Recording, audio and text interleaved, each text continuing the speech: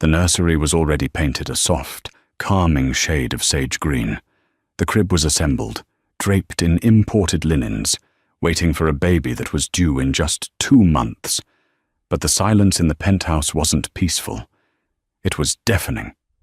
When billionaire Ethan Caldwell walked through the door of his Manhattan apartment that Tuesday evening, expecting his wife's quiet greeting, he found nothing but a diamond ring sitting on the cold marble of the kitchen island and a single, handwritten note.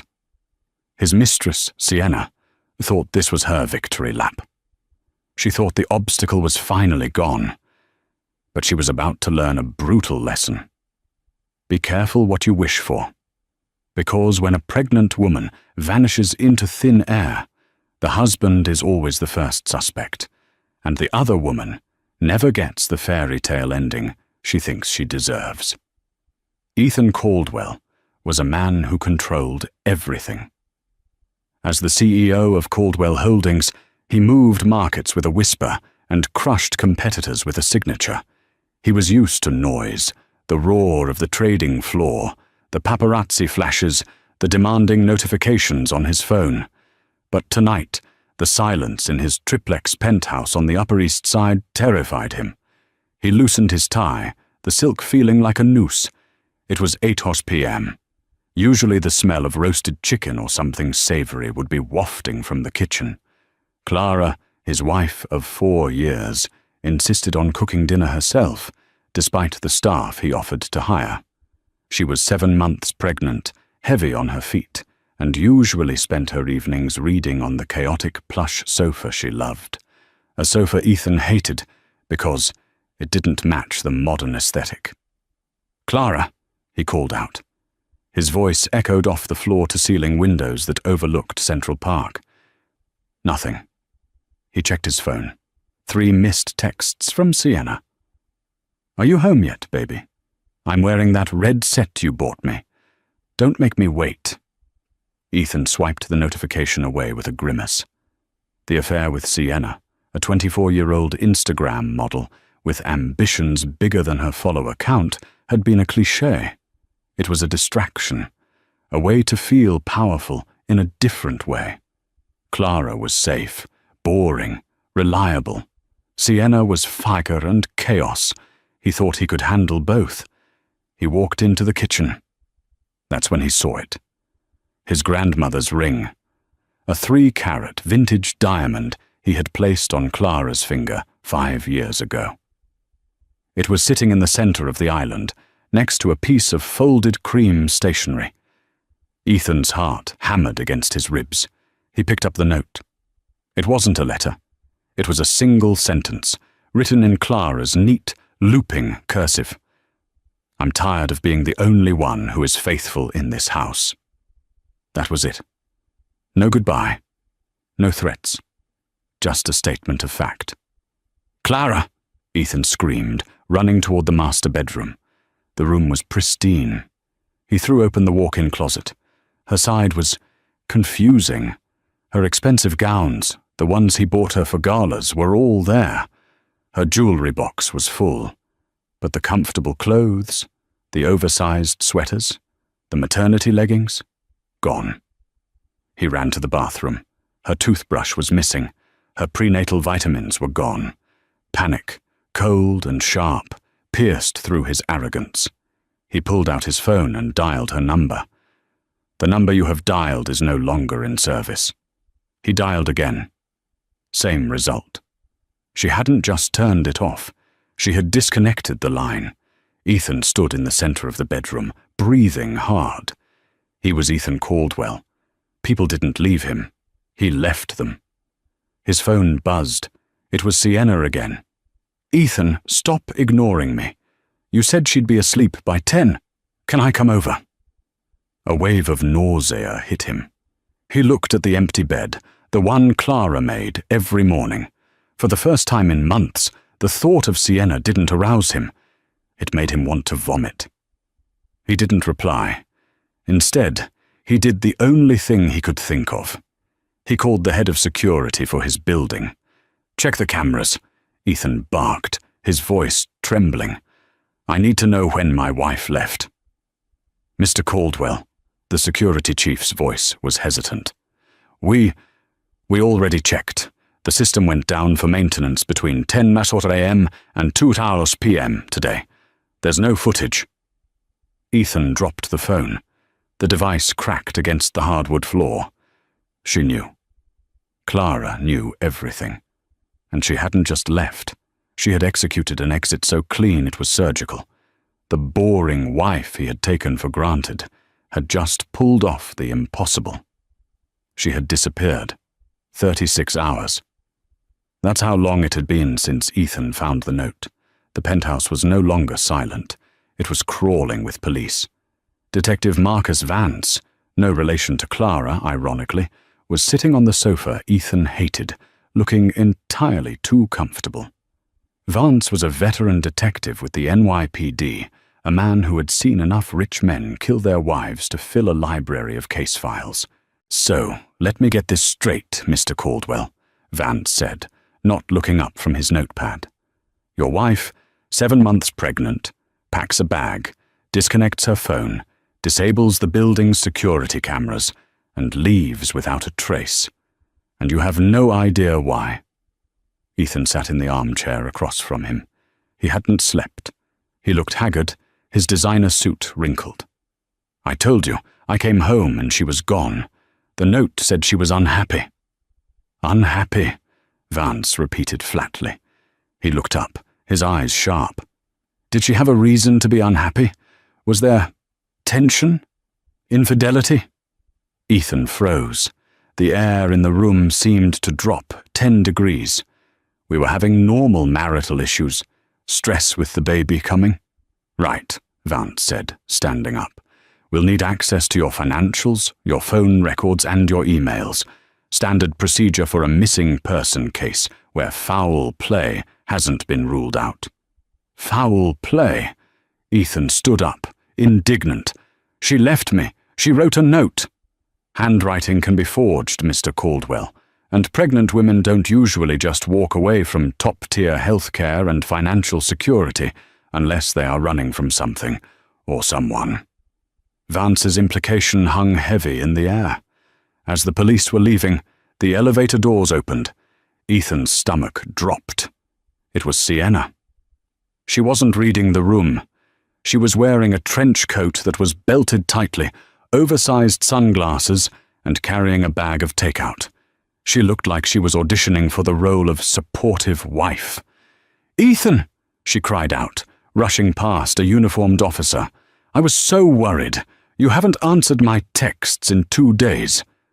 Detective Vance stopped at the door. He turned slowly, a predator spotting wounded prey. He looked at Sienna, then back at Ethan. "And who is this?" Vance asked, his voice deceptively light. Ethan closed his eyes. This was the moment his life officially fractured. "I'm a close friend," Sienna said quickly, pulling down her sunglasses. She looked at the police presence, her eyes widening. "Is everything okay? Is it Clara?" "Who are you?" Vance asked again, stepping closer. "Sienna Miller," she said, flipping her hair. "I work with Ethan. Occasionally." Vance smirked. It was a cold, ugly look. "I see. Well, Miss Miller, don't leave town. We might have some questions for the close friends of the family." Once the door clicked shut behind the police, the silence returned. But this time it was filled with tension. Ethan turned on Sienna, his face red with rage. "What the hell are you doing here?" Sienna recoiled, hurt flashing across her perfectly made-up face. "I came to comfort you. I saw the news. They say she's missing. Ethan, this is it. Don't you see?" She walked over, placing a hand on his chest. "She's gone. You don't have to file for divorce. We don't have to hide anymore." Ethan looked at her hand as if it were a spider. He grabbed her wrist and shoved it away. "My wife is missing, Sienna. My unborn child is missing, and the police think I did something to her. Do you understand how this looks? You showing up here?" I don't care how it looks, Sienna shouted back, her mask of sweetness slipping. I care about us. She obviously knew about us, Ethan. That note? She left because of me. She knew she couldn't compete. Sienna walked around the living room, running her hand along the back of Clara's favorite sofa. Honestly, maybe it's for the best.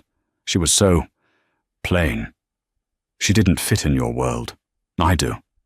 Ethan watched her. He really looked at her. For the first time, he didn't see the glamour or the excitement. He saw a vulture circling a carcass. Get out, Ethan whispered. What? Get out, he roared, picking up a crystal vase from the table and hurling it at the wall. It shattered into 1,000 pieces, just like his composure. Get out of my house, Sienna. If you come back here, I will have security throw you out.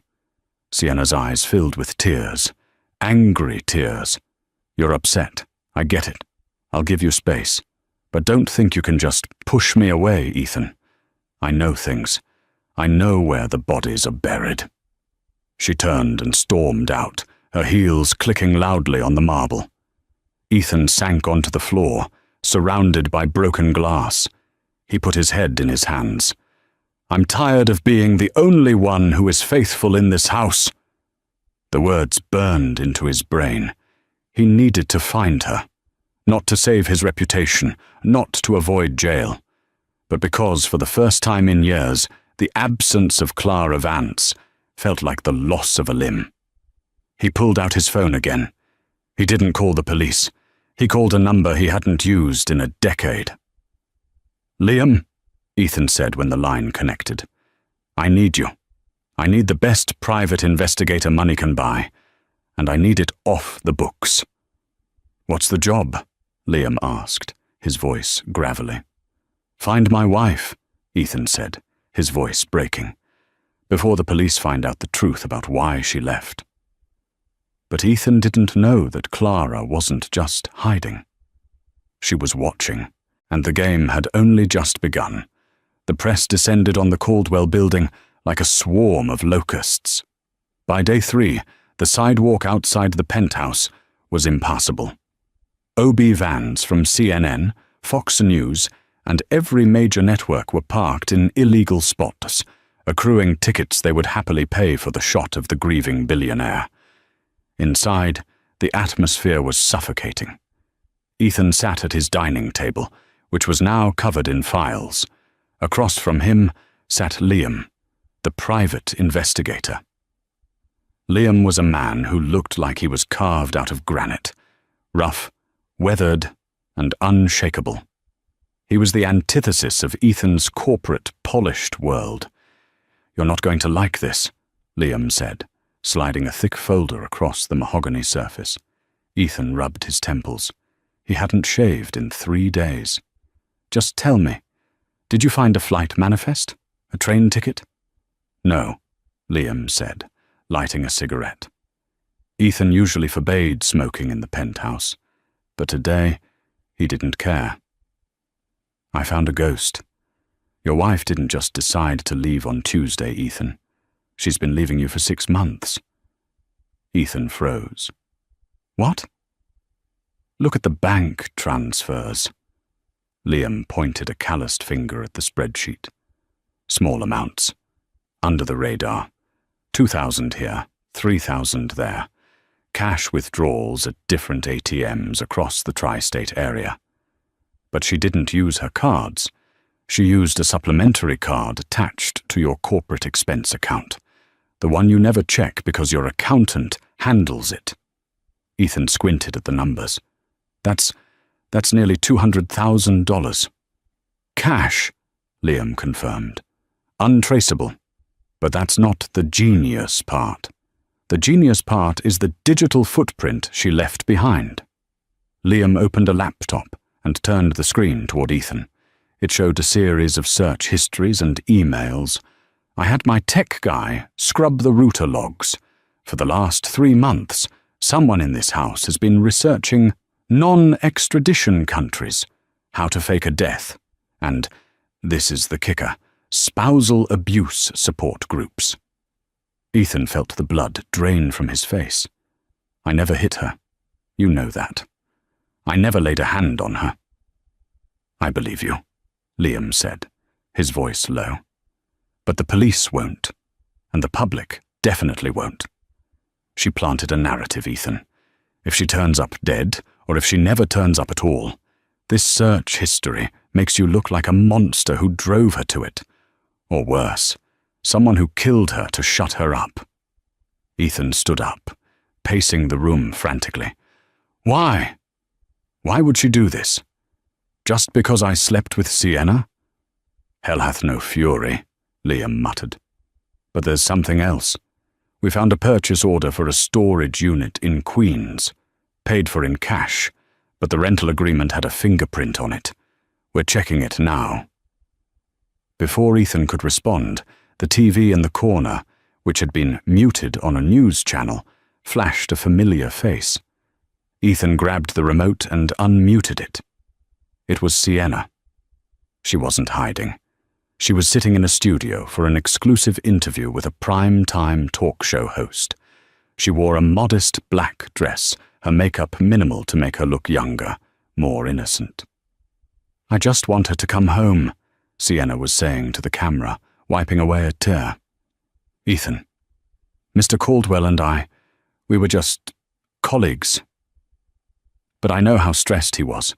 Clara was unstable. She was jealous. I think she might have done something to herself to punish him. Ethan stared at the screen, his mouth agape. She's insane. She's implicating me to save herself. She's controlling the narrative, Liam corrected. She's painting Clara as the crazy one and herself as the innocent bystander. But in doing so, she's giving the police a motive for you to kill Clara. To get rid of the unstable wife for the younger mistress. Ethan threw the remote at the TV. It cracked the screen right down the middle of Sienna's face. Get to that storage unit, Ethan snarled at Liam. Find out what Clara hid there. I need leverage. Now. 400 miles away, in a small, drafty cabin on the outskirts of Burlington, Vermont, a woman named Emily sat by the fire. She looked nothing like Clara Caldwell. Clara was a blonde socialite with a blowout and manicured nails. Emily had short, jaggedly cut jet black hair. She wore oversized flannel shirts and thick wool socks.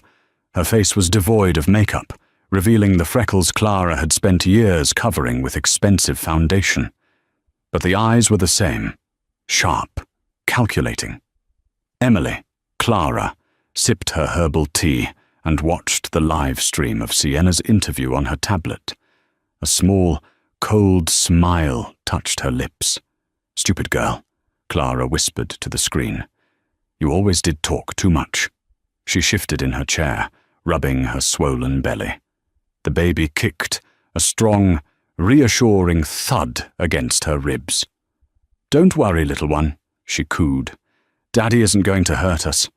Daddy isn't going to ignore us anymore. Clara had been planning this since the day she found the second phone. It was 6 months ago. Ethan had left his gym bag in the hallway. She had picked it up to have the maid wash his clothes, and a burner phone had fallen out. She didn't confront him. She didn't scream. She simply unlocked it. His passcode was always 12 or 34. The arrogance of a man who thought he was untouchable and read everything.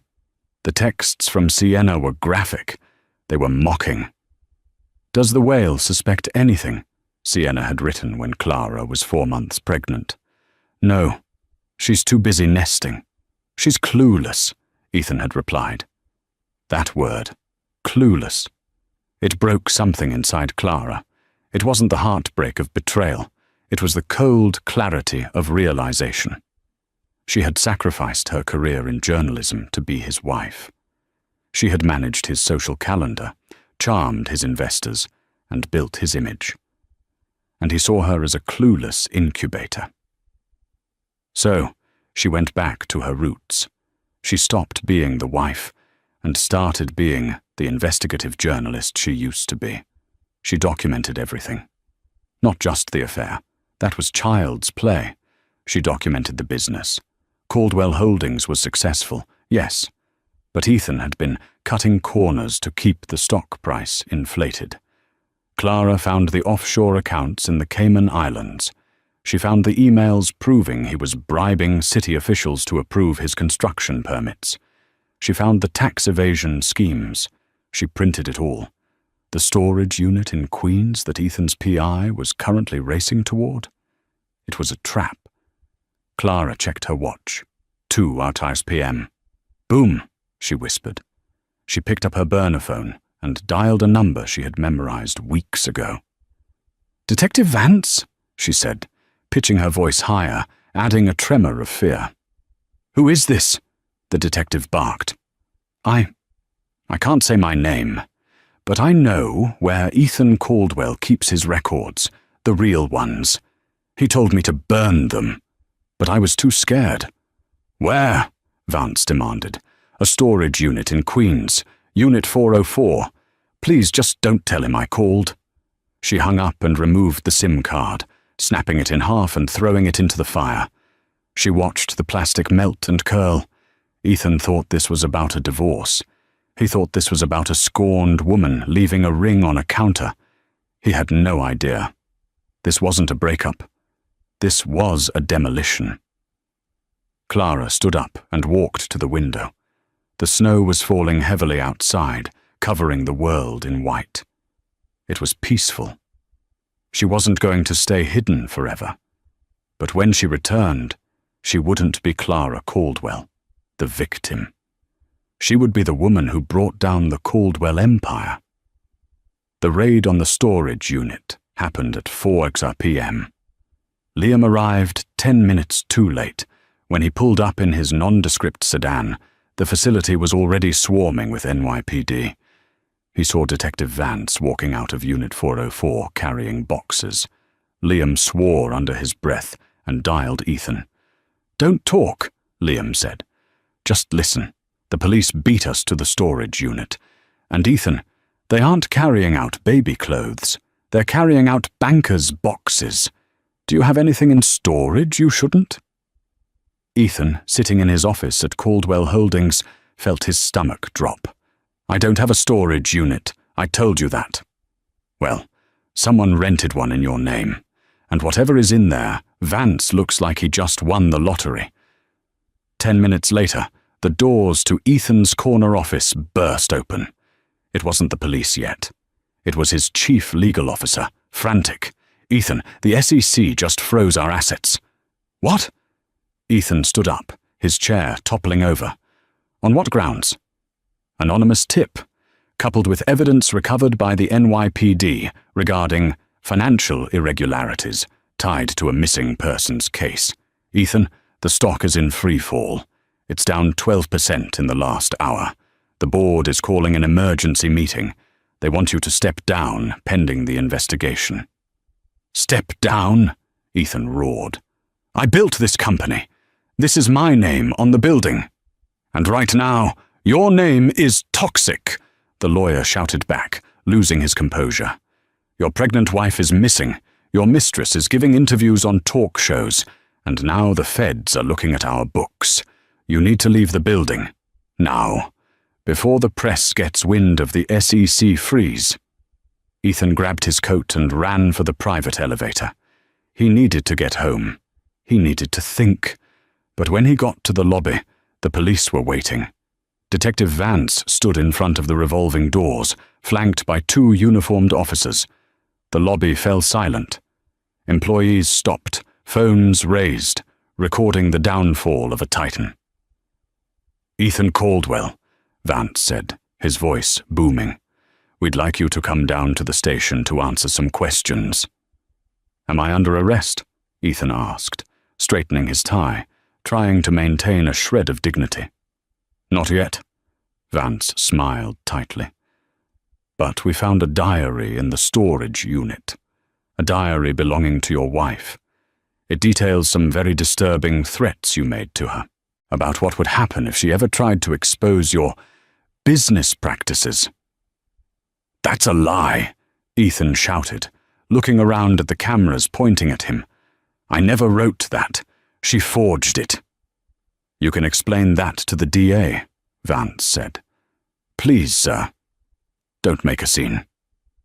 Ethan was escorted out of his own building, not in handcuffs, but he might as well have been. The flashing lights of the paparazzi blinded him. As he was shoved into the back of the police cruiser, his phone buzzed in his pocket. He managed to glance at it before the officer told him to put it away. It was a text from an unknown number. "How does it feel to be the one who is helpless?" There was an image attached. It was a photo of him, taken just seconds ago, being led into the police car. Ethan stared at the screen. The angle was high. It was taken from a building across the street. She was here. She wasn't in a ditch. She wasn't dead. Clara was watching him. And for the first time in his life, Ethan Caldwell didn't feel anger. He felt pure, unadulterated terror. He looked up at the buildings surrounding him, searching the windows for a flash of blonde hair, but saw nothing but glass and steel. Meanwhile, back at the penthouse, Sienna was panicking. She had watched the arrest on TV. The supportive friend act wasn't going to work anymore.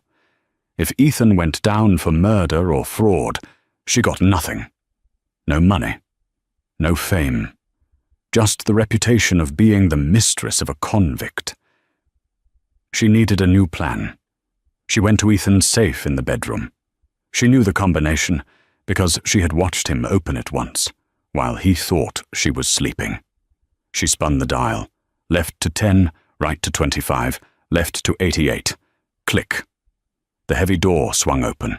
Inside were stacks of cash, some watches, and a velvet pouch. Sienna grabbed the cash, about $50,000, better than nothing. She reached for the velvet pouch, expecting diamonds. She dumped the contents into her hand. It wasn't jewelry.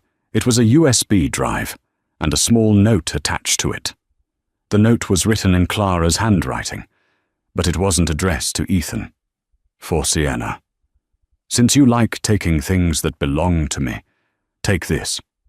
It's the only thing that can save you from prison when the police realize you were his accomplice." Sienna's hands trembled. Accomplice? She ran to Ethan's laptop and plugged in the drive. A video file popped up. Sienna clicked play. The video was grainy. It was footage from a hidden camera in the bedroom. It showed Ethan and Sienna in bed weeks ago. But the audio was clear. "I hate her, Sienna," Ethan's voice on the recording said. "I wish she would just disappear. It would make everything easier with the merger if she was just gone." "Then make her gone," Sienna's voice replied. She remembered saying it. She had been drunk, joking. "Hire someone. I don't care. Just get rid of her." Sienna stared at the screen, horror washing over her. Taken out of context, it sounded like a conspiracy to commit murder. Clara had recorded them. She had edited it, and she had left it for Sienna to find. Sienna realized with a sickening thud that she wasn't a player in this game. She was a pawn, and Clara was about to sacrifice her to checkmate the king. The interrogation room at the 19th precinct smelled of stale coffee and desperation. Sienna Miller sat at the metal table, her hands shaking so hard the water in her paper cup rippled. Opposite her sat Detective Vance and a district attorney named Helen Sharp, a woman known in New York legal circles as the Butcher for how she carved up white-collar criminals. "I didn't do it," Sienna stammered, tears streaming down her face. "I didn't know he was going to kill her. I thought he was venting." Sharp leaned forward, her eyes cold. "Ms. Miller, we have a recording of you telling Ethan Caldwell to make her gone. We have you discussing hiring a hitman. In the state of New York, conspiracy to commit murder carries a sentence of up to 25 years. You're 24. You'll be 50 when you get out. Your looks will be gone. Your youth will be gone. Sienna sobbed harder. The reality of her situation was crashing down. She wasn't the billionaire's girlfriend anymore. She was an accessory. Unless, Sharp said, softening her voice, offering a lifeline. Unless you give us something else. Sienna looked up, mascara running down her cheeks. What? I don't have anything else. We know about the fraud, Vance interjected. We know about the offshore accounts, but those financial webs are complex. It could take us years to untangle them, and Caldwell has high-priced lawyers who will delay us until the end of time. We need a witness. We need someone who saw him moving the money, someone who saw him forging the documents. Sienna hesitated. She didn't know the technical details, but she knew where he kept the ledger. She knew who he met with. She knew about the secret meetings at the St. Regis Hotel with the city council members. If I tell you, Sienna whispered, do I go to prison? You get immunity on the conspiracy charge, Sharp said, and a reduced sentence for any financial complicity. You might do 18 months in a minimum security facility instead of 25 years in maximum. Sienna closed her eyes. She thought of Ethan. She thought of how he had screamed at her in the apartment, how he had looked at her with disgust when the police arrived. He didn't love her. He never had. Okay, Sienna said, her voice trembling. I'll tell you everything. While Sienna was singing like a canary, Ethan Caldwell was sitting in a holding cell at Rikers Island, experiencing a new kind of hell. He had been denied bail. The judge, citing his immense wealth, his access to private jets, and the mysterious disappearance of his wife, deemed him a massive flight risk. Ethan Caldwell, the man who slept on 1,000 thread-count Egyptian cotton sheets, was now sleeping on a thin cot that smelled of bleach and urine. His lawyer, Arthur Sterling, a man whose retainer cost more than most people's houses, visited him on the third day. Sterling looked grim. It's bad, Ethan, Sterling said, not bothering to sit. Get me out of here, Arthur, Ethan snapped, slamming his hand against the plexiglass barrier. I didn't kill her. She's out there. She's framing me. The murder charge is actually the least of your worries right now, Sterling said quietly. Sienna flipped. Ethan froze. What? She cut a deal. She's giving them everything on the business. The bribery, the tax evasion, the shell companies in the Caymans. She's naming names, Ethan. The city council is already distancing themselves. The board of Caldwell Holdings voted this morning to oust you as CEO. They are suing you for breach of fiduciary duty. Ethan felt the blood drain from his face. Sienna. That little... She gave them the recording, Ethan, Sterling continued. The one from the bedroom. The jury is going to hear you say you wished your pregnant wife would disappear. And then, poof, she disappears. Even if we beat the murder charge because there's no body, the fraud charges are watertight. You're looking at 40 years. Minimum. Ethan slumped back in his chair. He had built an empire. He was a king, and he had been brought down by a wife he ignored and a mistress he underestimated. Find her, Ethan whispered, his eyes wide and manic. Arthur, you have to find Clara. If she comes back, the murder charge drops. If she comes back, I can prove she set me up. We're trying, Sterling said, packing his briefcase. But Ethan, she's gone. The PI you hired? Liam? He quit. He said he found evidence that she might not even be in the country anymore. She used a passport under a different name. She's a ghost. The trial began 3 months later. It was the trial of the century. Every day the courthouse steps were packed. People held signs. Justice for Clara. Where is the body? Ethan sat at the defense table, gaunt and pale. He had lost 30 pounds. His expensive suits hung off him. The prosecution was ruthless. They painted a picture of a greedy, heartless tycoon who viewed his wife as a liability. They played the recording. Ethan's voice filled the silent courtroom. I wish she would just disappear. The jury looked at him with pure hatred. Then came Sienna. She took the stand, looking small and fragile.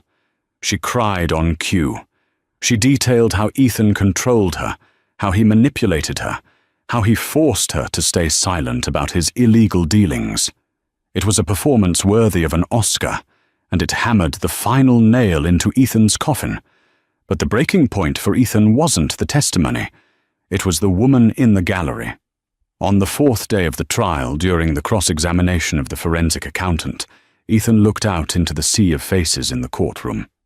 In the back row, wearing a large hat and sunglasses, sat a woman. She tilted her head, just slightly, a gesture Clara used to make when she was bored at his business dinners. Ethan gasped, standing up so abruptly his chair clattered backward. "It's her!" he screamed, pointing a shaking finger at the back of the room. "Clara, she's right there!" The courtroom erupted. The judge banged his gavel. "Order! Order in the court!" "Grab her!" Ethan yelled, struggling as the bailiffs grabbed his arms. "That's my wife! She's alive!" Heads whipped around. The woman in the back row stood up, looking terrified. She took off her sunglasses. It wasn't Clara. It was a stranger, a brunette woman who looked nothing like her. "Sit down, Mr. Caldwell," the judge roared. "One more outburst and I will have you gagged." Ethan sagged in the bailiff's grip, staring at the woman. He could have sworn. He looked back at the doors. Just as they were closing, he saw a flash of a different figure slipping out into the hallway, a blonde figure in a trench coat. She was messing with him. She was hiring lookalikes. She was gaslighting him from the grave he dug for himself. "I'm not crazy," Ethan whispered to his lawyer, who was burying his face in his hands. "She's here." "Shut up, Ethan," Sterling hissed. "You just looked like a lunatic in front of the jury. It's over." The trial of Ethan Caldwell didn't just capture the attention of New York City, it held the entire nation hostage. It was dubbed the Billionaire's Butcher case by the tabloids, a headline that made Ethan retch every time he saw it plastered on the newsstands during his transport from the holding cell to the courthouse. For 6 months leading up to the trial, Ethan had been rotting in a high-security detention center. His world, once defined by horizons of glass and steel, private jets, and infinite possibilities, had shrunk to a 6x8 concrete box, but the courtroom was a different kind of torture. It was a theater, and he was the villain in a play he didn't realize had been written by his wife. Day 1. The Shark Tank. The courtroom was packed to capacity. The air was thick with the smell of cheap perfume, sweat, and anticipation. When Ethan walked in, flanked by 2 U.S. Marshals, the gallery erupted in a low hum of whispers. He looked at the faces, former business partners, socialites he had hosted at galas, even his own cousin, and saw nothing but judgment. They weren't there to support him. They were there to watch the king be beheaded. Ethan's lawyer, Arthur Sterling, looked tired. He was a man who usually commanded the room, but the sheer weight of evidence against them had bowed his shoulders. "Sit down and look straight ahead," Sterling hissed. "Do not react. Do not make faces. The jury is watching your every breath."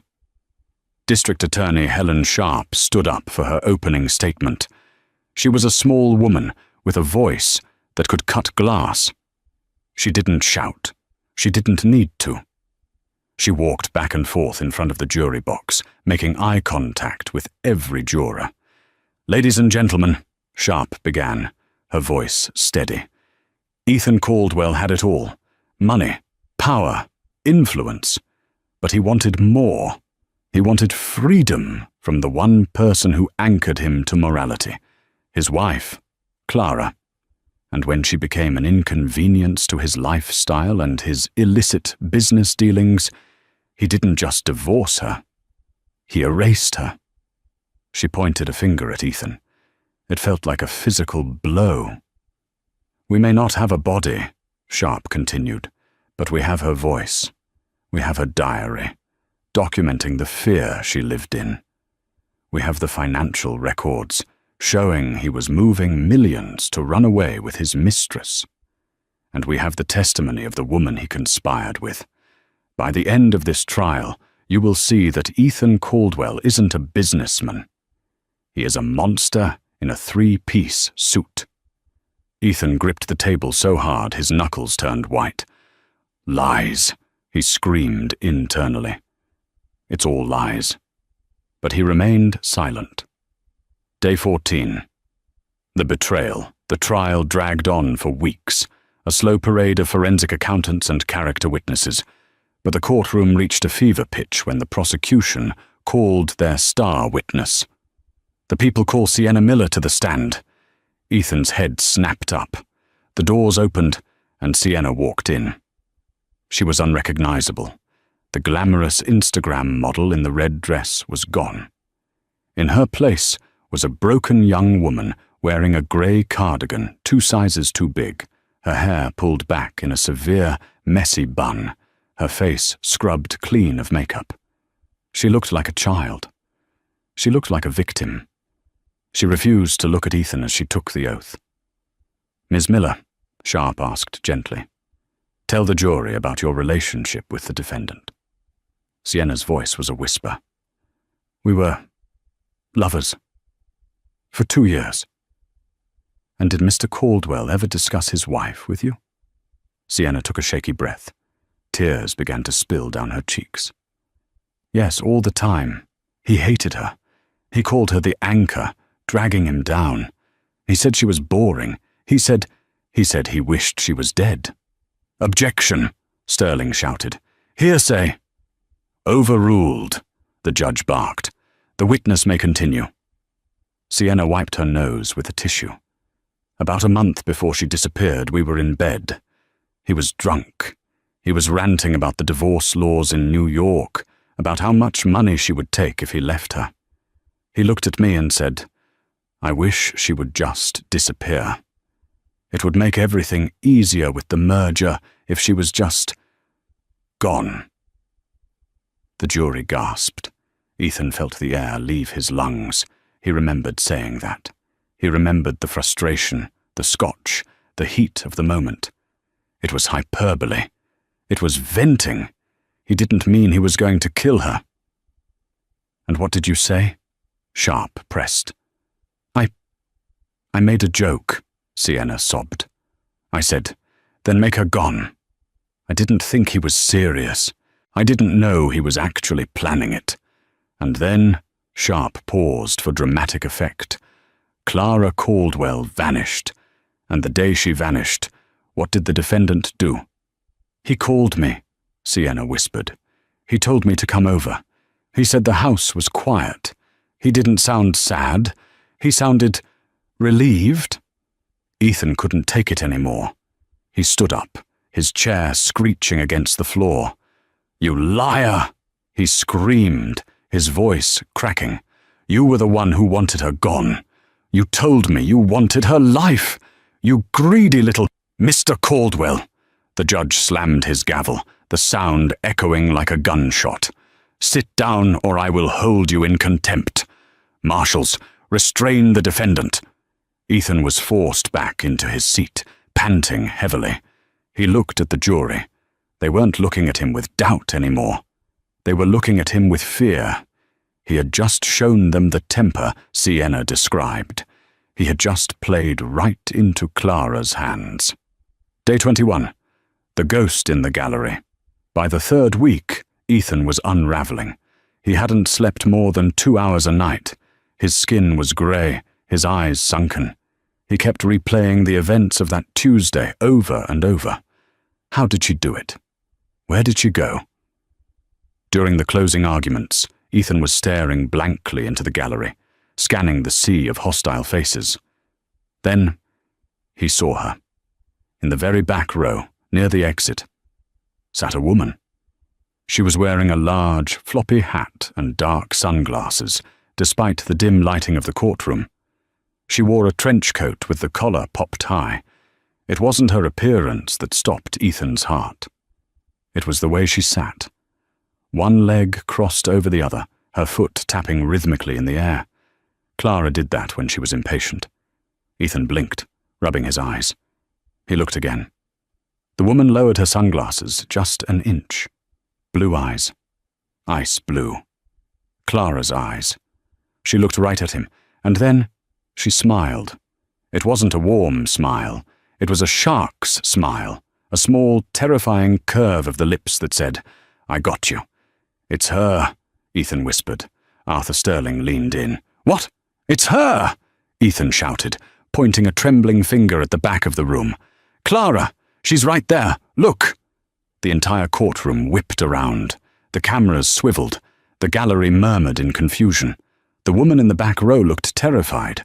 She stood up, taking off her hat and sunglasses. It wasn't Clara. It was a stranger, a brunette woman with brown eyes, looking confused and frightened by the sudden attention. "What? Who?" "Me," the woman stammered. Ethan's jaw dropped. No, she was blonde. She had blue eyes. She was just there. "Mr. Caldwell," the judge said, his voice dripping with exhaustion. "This is the second time you have disrupted my courtroom with these theatrics. There is no Clara Caldwell here. If you are trying to plead insanity, you are doing a very poor job of it." Ethan slumped into his chair, burying his face in his hands. He wasn't crazy. He knew what he saw. She had been there. She had worn a wig. She had switched seats. Or maybe he was going crazy. That was the moment Ethan realized he had lost. It didn't matter what the verdict was. She was in his head. She was haunting him while she was still alive. The jury deliberated for only 4 hours. A speedy verdict is almost always a guilty verdict. When they returned, the foreman, a middle-aged schoolteacher, refused to look at Ethan. "On the count of wire fraud, how do you find the defendant?" "Guilty." "On the count of money laundering?" "Guilty." "On the count of conspiracy to commit murder?" "Guilty." The word hit Ethan like a physical weight. "Guilty."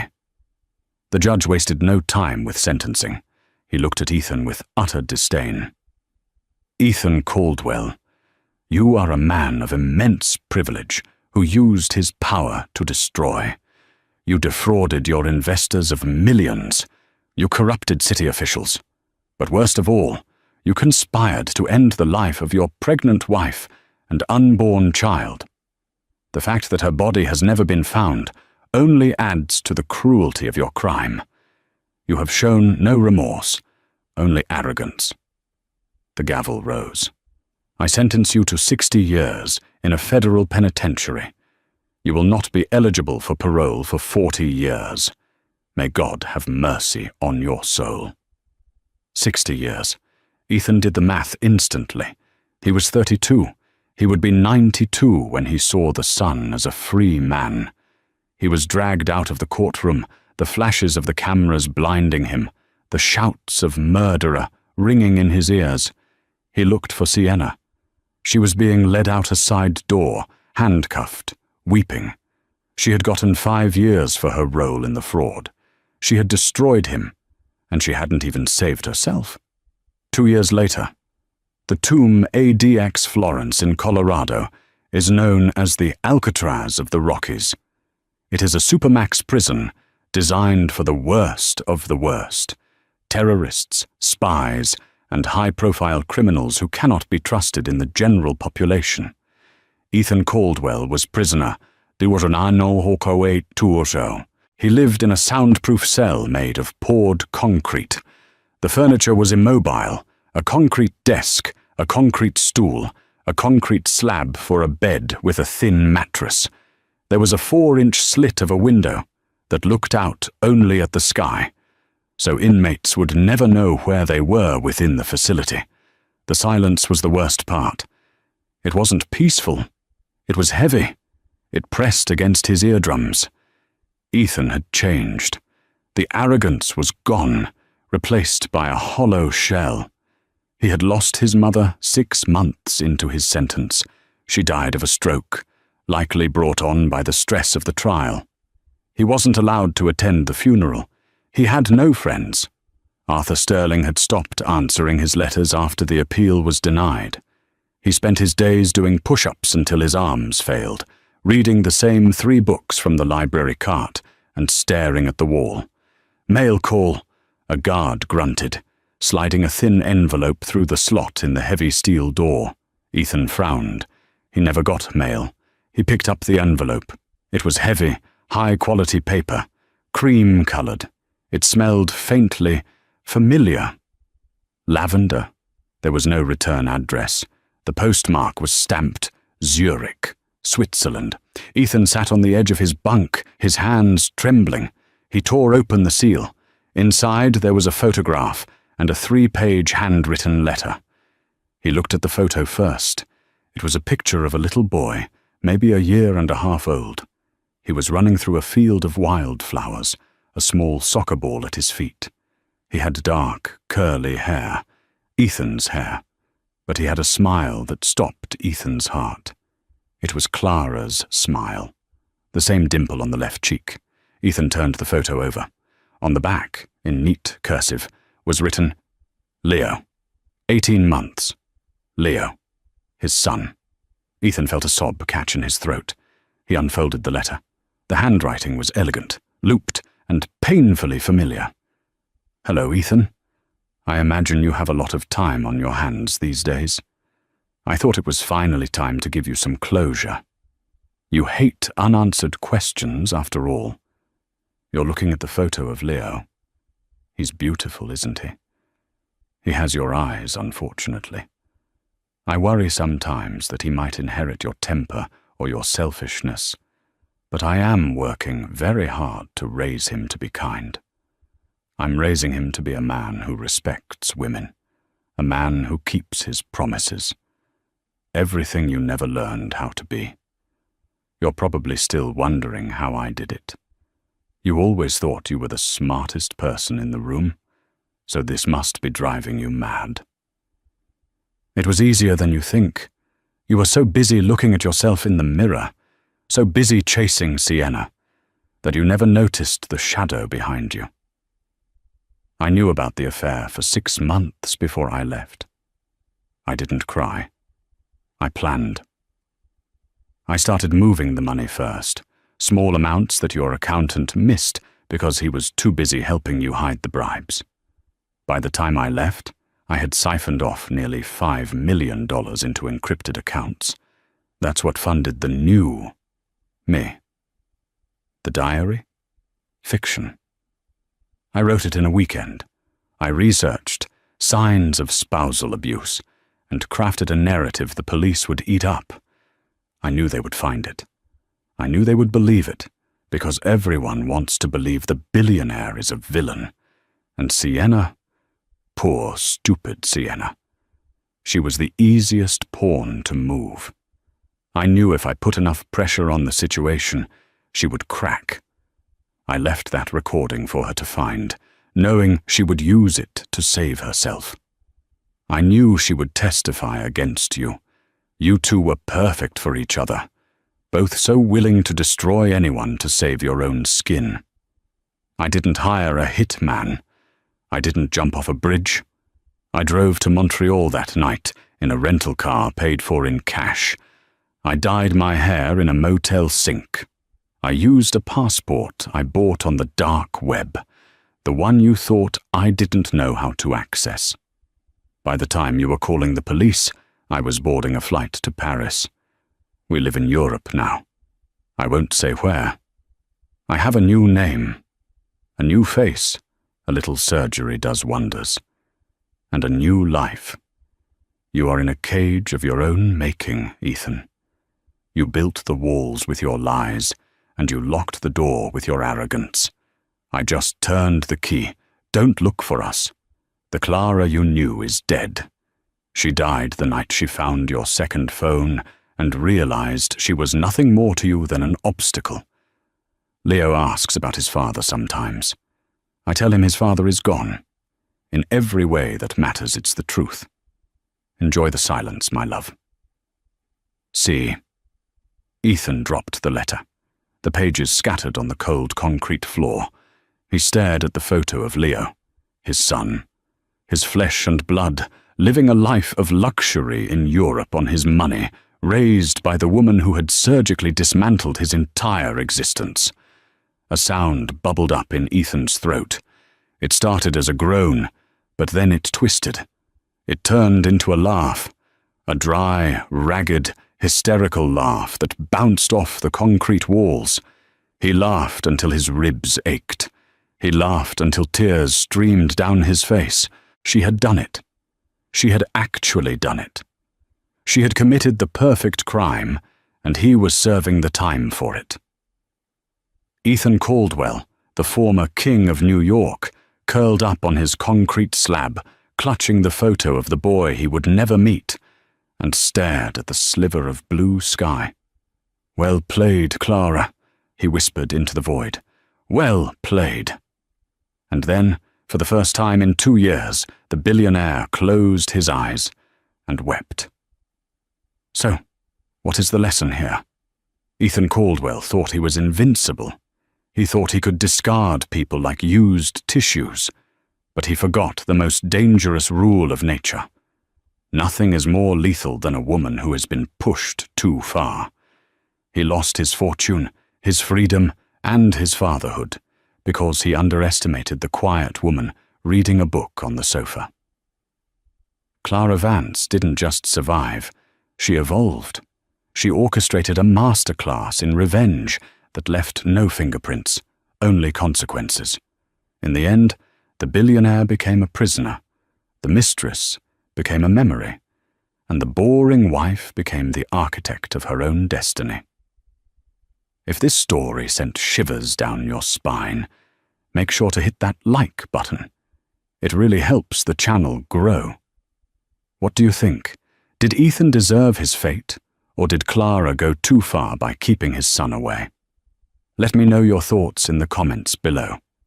And if you want more twisted tales of karma, revenge, and real-life drama, don't forget to subscribe and turn on the notification bell so you never miss a story.